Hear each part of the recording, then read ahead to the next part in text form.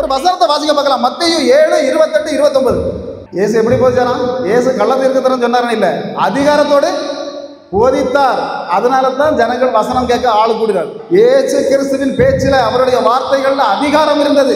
அது என்ன அதிகாரம் அப்படின்னு சொன்னா, அந்த இடத்துல முதல்ல 3 கூட்டம் ஆட்கள் இருந்தார்கள். 3 கூட்டம் ஆட்கள், 3 விதமான பாஸ்டர்கள். எங்க இருந்தாங்க அப்படின்னா, எந்த பாஸ்டர்கள் அப்படின்னா, ஒன்னு பரிசேயர், இன்னொன்னு சதிசேயர், இன்னொன்னு வேத பாரகர்கள். 3 விதமானவர்கள். அப்ப இந்த பரிசேயர்கள் அப்படின்னா யார் அப்படின்னு கேட்டா, பாபிலோன் அடிமைத்தனத்திலிருந்து இங்க வந்தபோது மோசேயோட சட்டத்தை மக்களுக்கு சொல்லிக் கொடுப்பதற்காக ஒரு பிரிவினரை, ஒரு குழுவினரை ஏற்படுத்தினாங்க. அவங்க தான் யாரு?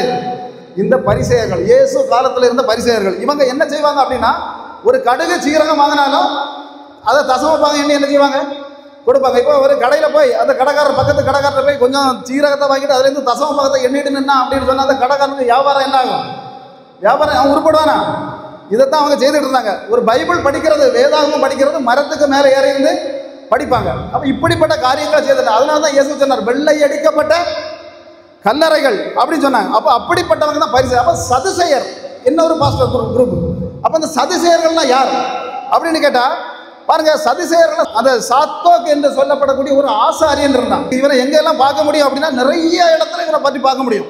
அது எங்க இருந்தது அப்படின்னு சொன்னா, இவன் தாவீது காலத்துல தாவீதோடு சேர்ந்து உடன்படிக்கை பெட்டியை சுமந்தவன். அதுல இவருக்கு பேர் இருக்கிறது.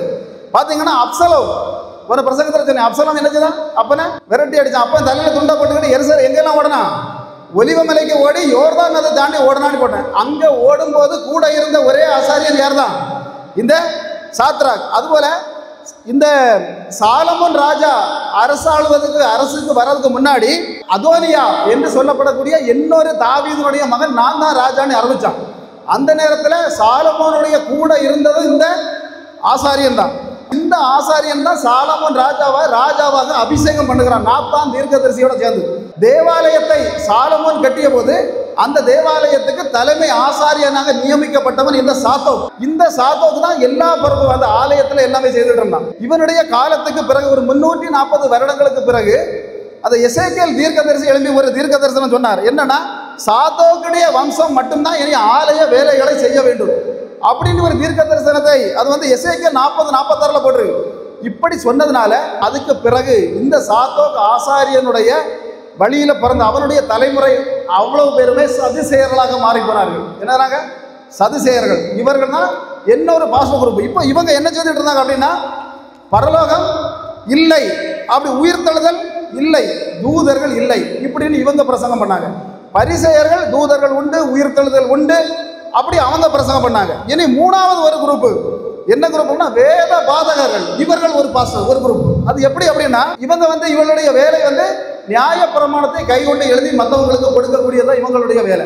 யாருக்கு என்ன விஷயத்தை கொடுக்கணும்னாலும் கையால எழுதி, மோசையின் சட்டங்களை கையால எழுதி தான் கொடுக்க முடியும். அப்ப அதை எழுதுவதற்காக ஏற்படுத்தப்பட்டவர்கள் தான் இந்த வேத பாரகர்கள். இவங்க என்ன பண்ணாங்கன்னா, கொஞ்ச நாட்கள்ல இந்த எழுதி இந்த வேதம் முழுவதையுமே உள்ள கரைச்சி குடிக்க ஆரம்பிச்சாங்க. குடிச்சதுனால முதல்ல எஸ்ரா என்று சொல்லப்படுகிறவன் தான் இந்த வேதாகமத்திலேயே முதலில் வேத பாரகனாக அறியப்படுகிறவன். அப்படி இவங்க ஒரு குரூப். அப்ப இவங்க என்ன சொன்னாங்க அப்படின்னா, பரலோகத்தை பற்றியும் பேச மாட்டாங்க, அந்த தூதர்களை பற்றியும் பேச மாட்டாங்க. மோசேயின் சட்டத்தை நீங்கள் ஏற்றுக்கொண்டால் என்ன செய்யலாம்?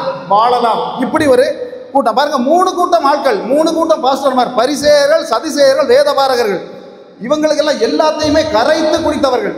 அப்ப என்னதெல்லாம் இவங்களுக்கு தெரியும் அப்படின்னு கேட்டா, தோரா, இப்போதும் யூதர்கள் கையில் இருக்கக்கூடிய தோரா என்கிற மோசேயின் 5 புஸ்தகங்கள், தலாக் என்று சொல்லப்படக்கூடிய நம்முடைய பழைய ஏற்பாடு 24 புஸ்தகங்கள் அவங்க கையில் இருக்கு. தலாக் இது அவங்களுக்கு தெரியும். தல்மூத் என்று சொல்லப்படக்கூடிய சட்ட புஸ்தகம் இன்னைக்கு யூதர்கள் கையில் இருக்கு, அது தெரியும். ஸ்திரான் என்று சொல்லப்படக்கூடியது, மித்னா, கபாலா, சித்தூர், இப்படி சொல்லப்படக்கூடிய அத்தனை வேதாகம் அதெல்லாம் சேர்த்துதான் இன்னைக்கு அவங்க தனாக்களி சொல்ல பேர்ல வச்சிருக்கிறாங்க பழைய ஏற்பாடு முழுவதும். இது முழுவதையுமே இந்த 3 குரூப்புகளும், பரிசேயர்களும் சரி, சதுசேயர்களும் சரி, வேத பாதகர்களும் சரி, கரைச்சு குடிச்சிருந்தாங்க. அதனால தான் பரிசேயர் கூட்டம் சேர்ந்து உயிர்த்தெழுதல் உண்டு, பரலோகம் உண்டு, நரகம் உண்டு. சதுசேயர் கூட்டம் சொல்லுது உயிர்த்தெழுதல் இல்லை, பரலோகம் இல்லை, தூதர்கள் இல்லை, நரகம் இல்லை. கூடால இருந்த இன்னொரு கூட்டம் சொல்றாங்க, மோசே தந்த சட்டம் மட்டும் வச்சிருந்தா போதும் நம்ம நல்லா வாழலாம். இப்படி பேசி பார்த்தா அங்க இருந்த யூத ஜனங்களுக்கெல்லாம் மண்டை காஞ்சி போச்சு. 3-4 விதமான. இப்பவும் அப்படிதான். உலகத்துல பாத்தீங்கன்னா பரலோகம் இல்லைன்னு ஒரு குரூப், நரகம் இல்லைன்னு ஒரு குரூப், இன்னொன்று இந்த பூமி தான் பரலோகம் இன்னொரு குரூப். இப்படி இதுதான் சொல்றது, மாயம் கலக்கப்படுகிறது, மாயத்தை கலக்குறாங்க பாருங்க. அந்த இடத்துல இப்படி மாயத்தை கலந்த போதுதான் இயேசு கிறிஸ்துங்கிற ஒரு பிரசங்கி அந்த இடத்துல வந்து இறங்கினார். அல்லேலூயா. அப்ப இயேசு கிறிஸ்துடைய பிரசங்கம் எப்படி இருந்தது அப்படின்னு சொன்னா, அந்த இடத்துல நம்ம வாசித்தோம் அப்படிதானே, அதிகாரத்துடன் இருந்தது. மற்றவங்க 3 குரூப் 3 விதமான பாஸ்டர்கள் பேசின பிரசங்கம் அல்ல இயேசு செய்தது. இயேசு செய்த பிரசங்கம் அதிகாரமாக இருந்தது. முதல் பிரசங்கம், இயேசு கிறிஸ்துடைய முதல் பிரசங்கம் எப்படி இருந்தது அப்படின்னு சொன்னா, உனக்கு பிள்ளைக்கு அமெரிக்காவிலேருந்து விசா கிடைக்கணும் இல்ல டாக்டர் சீட்டு உன் பிள்ளைக்கு கிடைக்கணும் இல்ல, அக்கௌண்ட்ல 15 லட்சம் போடுறேன் அப்படின்னு இல்ல பிரசங்கம் பண்ணது. இயேசு கிறிஸ்து முதலில் பண்ணின பிரசங்கம், மனம் திரும்புங்கள், தேவராஜ்யம் சமீபத்தில் இருக்கிறது. மத்தேயு 4:17. இயேசு கிறிஸ்துக்கு முதல் பிரசங்கம் எது அப்படின்னு கேட்டா தெளிவா சொல்லணும். 2 சுவிசேஷம் தான் இதை எழுதினாங்க. மற்ற 2 பேரை எழுதுவதற்கு தேவன் அனுமதிக்கவில்லை. அதுக்கு நிறைய ரகசியங்கள் உண்டு. ஆனால் மத்தேயு 4:17, மார்க் 1:15 ரெண்டுலையுமே தெளிவாக சொல்லப்பட்டிருக்கிறது, பரலோக ராஜ்யம் நெருங்கி விட்டதுன்னு இயேசு பிரசங்கம், முதல் பிரசங்கம். எங்க பிரசங்கம் தொடங்கினார் அப்படின்னா அந்த கலிலேயா கடற்கரை கிராமங்கள். அப்பதான் ஒவ்வொருத்தர ஒவ்வொரு கேள்வி கேட்க ஆரம்பிச்சாங்க. ஏன் இயேசுவுக்கு அவ்வளவு கூட்டம் கூடுனது அப்படின்னு சொன்னா, பரிசேயர்கள் வந்து இயேசு கிட்ட கேட்டாங்க, உம்முடைய சீசர்கள் கை கழுகாம என்ன செய்யாங்க, சாப்பிடுறாங்க, இது சரிதானா? உடனே இயேசு அடுத்த பதில் சொன்னார், ஏய், வெளியே இருந்து போறது ஒண்ணு உன்னை தீட்டுப்படுத்தாது, உள்ளிருந்து வருகிறதுனா உன்னை தீட்டுப்படுத்த, நீ போடானிட்டார். பாருங்க, பரிசேயர்கள் போயிட்டாங்க, சதிசேயர்கள் வந்தாங்க. சதிசேயர்கள் வந்து கேட்டாங்க, ஒரு பெண் வந்து 7 புருஷர்களை இருந்து வச்சிருந்தா, பரலோகத்தில் இவளுக்கு எவன் புருஷனா இருப்பான்? எப்படி பரலோகத்தில் அந்த 7 புருஷர்கள்ல எவன் புருஷனா இருப்பான்? ஆண்டவர் சொன்னார். இயேசு உடனே அவனுக்கு மறுபடி கொடுத்தார், கொள்வினையும் கொடுப்பினையும் பரலோகத்தில் இல்லை, உன் வேலையை பார்த்துட்டு போடானார். பாருங்க, அவன் போயிட்டான். வேத பாரகர் வந்தான். வேத பாரகர் வந்து அடுத்த கேள்வி கேட்டான், நித்திய ஜீவன் பெற என்ன செய்ய வேண்டும்? இவன் நினைச்சா மீன் கடை மாதிரி போய் ஒரு 50 ரூபாய் 100 ரூபாயை கொடுத்து என்ன செய்திடலாம், நித்திய ஜீவனை வாங்கிட்டு போயிடலாம் அப்படின்னு. இதே கேள்வி எங்களை மாதிரிப்பட்ட பிரசங்கிகள்கிட்ட கேட்டால் நாங்கள் தெளிவாக சொல்லுவோம், எனக்கு ஒரு 50,000 ரூபாய் ஜிபேயோ ஃபோன்பேயோ பண்ணி விட்டீங்கன்னா நீ எனக்கு நித்திய ஜீவன் உனக்கு கிடைக்கும் அப்படின்னு நாங்கள் சொல்லுவோம். ஆனால் இயேசு எனக்கு பேரில் ஜிபேல போடு, ஃபோன்பேல போடு, ஐஓபி பேங்க்ல போடுன்னு இல்லை இயேசு சொன்னது. இயேசு சொன்னார், நீ எதிர்த்த வீட்டுக்காரனுக்கிட்ட அன்பு செய், பக்கத்து வீட்டுக்காரனுக்கிட்ட அன்பு செய். காலையில் பல்லு தேய்க்காம போய் போலீஸ் ஸ்டேஷன்ல போய் கேஸ் கொடுக்கறதுக்கு நிற்காத, உனக்கு நித்திய ஜீவன் கிடைக்கும். அப்ப இப்படிப்பட்ட பேச்சுகள் இருந்ததுனால இவங்க என்ன செய்தாங்க, இயேசுவை கொலை செய்ய திட்டம் போட்டாங்க. திட்டம் போட்டது மட்டும் இல்லை, 3 குரூப்பும் சேர்ந்தாங்க. சதிசேயர், பரிசேயர், வேதபாரகர்கள் சேர்ந்து நின்று இயேசுவிட்ட அடுத்த வார்த்தை அப்படி சேர்ந்து கேட்டாங்க. இந்த கூட்டம் சேர்ந்து நின்ற போது இயேசு கிறிஸ்து ஒரு வார்த்தையை சொன்னார். என்ன அப்படின்னா, உங்களுக்கு நியாய தீர்ப்பு செய்யும் அதிகாரத்தை என் கையில தந்திருக்கிறார். கடைசி நியாய தீர்ப்பு செய்வது பரிசுத்த பிதா அல்ல, நான் தான் நியாய தீர்ப்பு செய்யறேன் அப்படிங்கிறத ஒரு விஷயத்தை சொன்னார். யோவான் 5:22 வாசிக்க பார்க்கலாம். யாருக்கு கொடுத்திருக்கிறார்? குமாரனுக்கு கொடுக்கிறார். தேவன் தெளிவாக சொன்னார், நாட்டுல அந்த பரலோக ராஜ்யத்துல நியாய தீர்ப்பு செய்யக்கூடியது பிதானினி யாரும் தப்பா நினைச்சிட்டு இருந்தாங்க. நான் தான் நியாய தீர்ப்பு செய்ய போகிறேன் சொன்னதுனால இவங்களுக்கு என்ன ஆயிப்போச்சு, கோபம் வந்தது. இவங்க மேல கல்லறைய தொடங்கினாங்க, சிலுவையில் அறையணும். அதுக்கப்புறம் இவங்க அதிகமாக எழும்பினாங்க. அப்ப அந்த அளவு அதிகாரமாக பிரசங்கம் பண்ணது இயேசு. அதனால தான் இயேசுக்கு பின்னால அவ்வளவு ஜனங்கள், அவ்வளவு கூட்டம் கூடியது. வாழ்ந்து கொண்டிருந்த காலங்கள்ல மட்டுமில்லை இயேசு கிறிஸ்து அதிகாரம் செய்தது. எப்ப அதிகாரம் செய்தார் அப்படின்னு சொன்னா, ஒரு சிம்பிளா ஒரு விஷயம் சொல்ல முடியும். இயேசு கிறிஸ்து மரித்தார், அப்படிதானே? இயேசு கிறிஸ்து மரித்தார், மரித்து அடக்கம் பண்ணப்பட்டார். ஒரு 3 நாள் இருந்தார். 3 நாள் எங்க இருந்தார்? மரித்தார். மரித்த பிறகு 3ஆவது நாள் தான் உயிர் தழுகிறார். ஆனா அந்த இடைப்பட்ட 3 நாள்களும் எங்க இருந்தார் சொல்ல முடியுமா? என்ன செய்தார்? என்ன செய்தார்? வாசிக்க பார்க்கலாம். எபேசியர் 4:8. இந்த 3 நாட்களும் அவர் என்ன செய்தார், எவ்வளவு அதிகாரத்தில் அவர் பரிமாறினார், அவர் கல்லறைக்குள்ள அடங்கி இருக்கவில்லை என்பதை வேத வசனங்கள் எப்படி, அதை வாசிக்க பார்க்கலாம். என்ன செய்தாரு? உன்னதத்துக்கு ஏறினார்னு வசனத்துல சொல்லுது. அடுத்த வசனம் எபேசியர் 4:9 பாருங்க, அதை வாசிக்க பார்க்கலாம். பூமியின் தாழ்விடங்களில் இறங்கினார். இந்த நாட்களில் அவர் இறங்கினார். இறங்கினவர் என்ன செய்தார் அப்படிங்கிறத ஒரு வசனம் 1 பேதுரு 3:19 சொல்லுது. அதை வாசிங்க. யாருக்கு பிரசங்கித்தார்? காவலில் உள்ள ஆவிகளுக்கு. எந்த ஆவிகள்? காவலில் உள்ள ஆவிகள், அதாவது பாதாளத்துக்குள் இருந்த காவலில் உள்ள ஆவிகளுக்கு இயேசு கிறிஸ்து அந்த 3 நாட்கள் என்ன செய்தார்?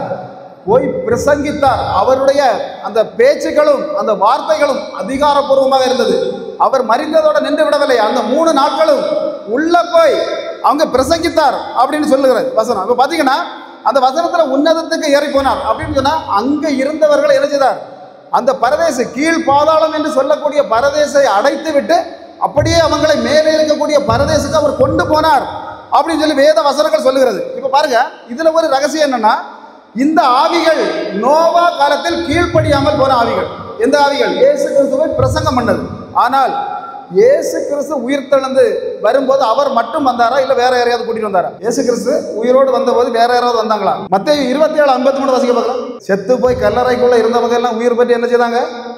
இயேசு கிறிஸ்து உயிர் தெழும்பி வெளியே வந்தபோது இயேசு கிறிஸ்து மட்டும் வரல, அங்க இருந்த அநேக பரிசுத்தவான்கள், ஏற்கனவே மரித்து அடக்கம் பண்ணப்பட்டிருந்த பரிசுத்தவான்கள் கல்லறைக்குள் இருந்து இணைஞ்சுதாங்க வெளியே வந்தாங்க. அப்போ இதுல ஒரு ரகசியம் இருக்குது. என்னன்னா, இயேசு கிறிஸ்து பாதாளத்தில் போய் பிரசங்கித்த அந்த ஆவிகளும் இயேசு கிறிஸ்து உயிரோடு எழும்பி வந்தபோது வெளியே வந்த இந்த பரிசுத்தவான்களும் ஒரே கூட்டமா அப்படின்னு கேட்டா இல்ல. அது ஏன் இல்லை அப்படின்னா, 1 பேதுரு 3:20 யாருக்கிட்ட பிரசங்கித்தார்? இந்த ஆவிகள் எந்த ஆவிகளும் நோவா காலத்தில் கீழ்ப்படியாமல் போன அசுத்த ஆவிகளிடம் போய் இயேசு கிறிஸ்து பிரசங்கித்தார். என்ன பிரசங்கித்தார்னா, இயேசு கிறிஸ்துவாகிய நான் மெசியாவாக வந்து விட்டேன் அப்படிங்கிறது அவர்கள் வெட்கப்படும்படியாக பிரசங்கித்தார். ஆனால் வெளியில் வந்தது யார் அப்படின்னா, அந்த காலத்தில் மரித்து போன பரிசுத்தவான்கள். பிரசங்கித்தது அசுத்த ஆவிகளிடம், வெளியே கொண்டு வந்தது பரிசுத்தவான்களை இயேசு கொண்டு வந்தார். அப்ப இப்படி பார்க்கும்போது இயேசு கிறிஸ்து என்பவர் யார் அப்படின்னா, அதிகாரம் உள்ளவர். உள்ள இருக்கவங்களை வெளியே கொண்டு வரார். வெளியே கொண்டு வந்துட்டு அவர் அங்கேயே அடங்கி போனார் அப்படின்னு இல்லை. அதாவது கொஞ்ச நாளைக்கு முன்னாடி மகாத்மா காந்தியை சுட்டி கொலை பண்ணாங்க. சுட்டுதானே கொலை பண்ணாங்க. யாரு? நாதுராம் கோட்சே அவர் கொலை பண்ணார். அப்ப அவர் மகாத்மா காந்தி மரித்த உடனேயே அந்த சரோஜினி நாயுடு, அதாவது இந்தியாவின் வானம்பாடி என்று சொல்லப்படக்கூடிய சரோஜினி நாயுடு அவருடைய கல்லறைக்கு கடந்து போனாங்க.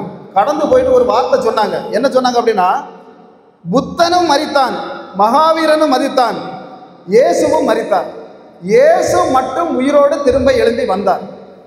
அதுபோல மகாத்மாவே நீயும் கூட உயிரோடு எழும்பி வரமாட்டாயா? இந்த உலகம் இதுவரைக்கும் கண்ட சரித்திரத்தில் உயிரோடு இருந்து மரித்து 3 நாள் பாதாளத்துக்குள்ள போய் அங்க இருந்தவங்களையும் வெளியே கொண்டு வந்து எழும்பி வந்த ஒரே நபர் யார் அப்படின்னா, நாங்கள் பிரசங்கிக்கிற இயேசு மட்டும்தான். சகல ஜனங்கள், சகல மகான்மார்களுடைய, சகல ராஜாக்களுடைய கல்லறைகள் அடைந்து கிடக்கும் போது இன்னைக்கு அந்த கல்லறைகளை விட்டு வெளியே வந்து எல்லாருடைய குடும்பங்களிலும் கோத்திரங்களிலும் தலைமுறைகளிலும் கிரியை செய்ய கூடிய ஒரு தேவன் உண்டு அப்படின்னு சொன்னா இயேசு கிறிஸ்து மட்டும்தான். இன்னைக்கு இந்த இடத்துல கண் விழித்திருந்து அவருடைய வசனத்தை கேட்கிற தேவ ஜனங்கள் அறிய வேண்டிய விஷயம் என்னன்னா, நம்முடைய தேவன் தூங்குகிற தேவன் அல்ல. இஸ்ரவேலை காக்கும் தேவன் தூங்குவதும் இல்லை உறங்குவதும் இல்லை. அல்லேலூயா. அந்த தேவனை மட்டும் நீங்க நம்பினீர்கள் அப்படின்னு சொன்னா உங்களுக்கு ஒரு விடுதலை உண்டு. அல்லேலூயா. முடித்து ஒரு பாடலோடு முடிக்கலாம் என்று ஆசைப்படுகிறேன். முடித்து பாஸ்டருடைய கையில இறுதி ஜெபத்திற்காக கொடுக்கலாம் என்று ஆசைப்படுகிறேன். அல்லேலூயா.